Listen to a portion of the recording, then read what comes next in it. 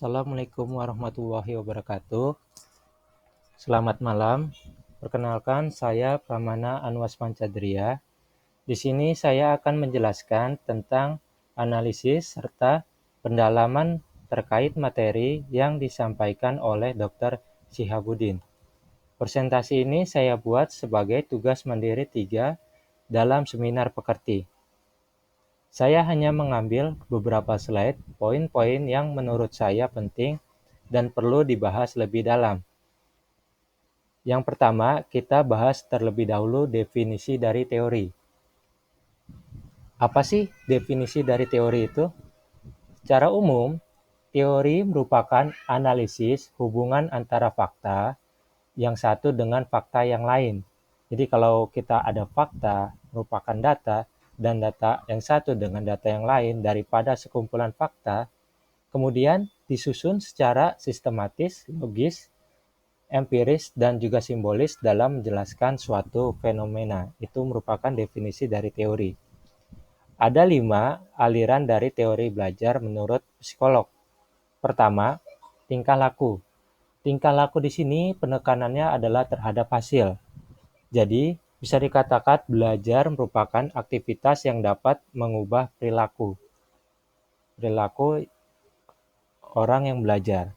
Kemudian kedua, kognitif, yaitu penekanan terhadap proses.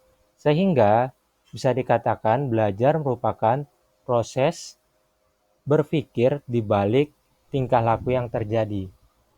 Kemudian yang ketiga, aliran humanistik, penekanannya terhadap isi. Jadi belajar merupakan usaha untuk memanusiakan manusia. Selanjutnya ada aliran konstruktif, yaitu merupakan belajar yang merupakan proses di mana pembelajar secara aktif membangun pengetahuan. Yang kelima atau yang terakhir adalah aliran sibernetik. Penekanannya terhadap sistem informasi.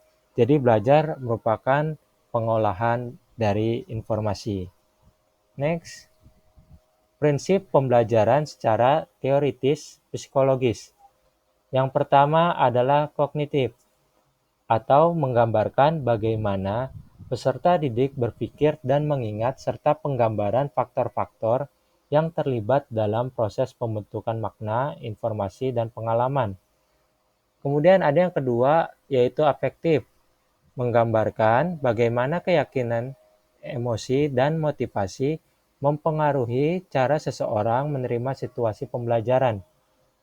Jadi seberapa banyak orang belajar dan usaha yang mereka lakukan untuk mengikuti pembelajaran. Prinsip pembelajaran selanjutnya yaitu ada perkembangan. Di sini bisa dilihat bahwa kondisi fisik, intelektual, emosional, dan sosial akan dipengaruhi oleh faktor genetik yang unik dan juga faktor lingkungan, sehingga perkembangannya ini akan terlihat. Selanjutnya, prinsip pembelajaran yaitu pribadi dan sosial, menggambarkan bagaimana orang lain berperan dalam proses pembelajaran dan cara-cara orang belajar dalam kelompok. Prinsip ini mencerminkan bahwa dalam interaksi sosial, orang akan saling belajar dan dapat saling menolong melalui saling berbagi perspektif individual, sehingga sifatnya lebih kooperatif. Selanjutnya adalah perbedaan individual, menggambarkan bagaimana latar belakang individu yang unik dan kapasitas masing-masing berpengaruh dalam proses pembelajaran di masyarakat atau lingkungannya. Oke, sekian dari saya. Terima kasih.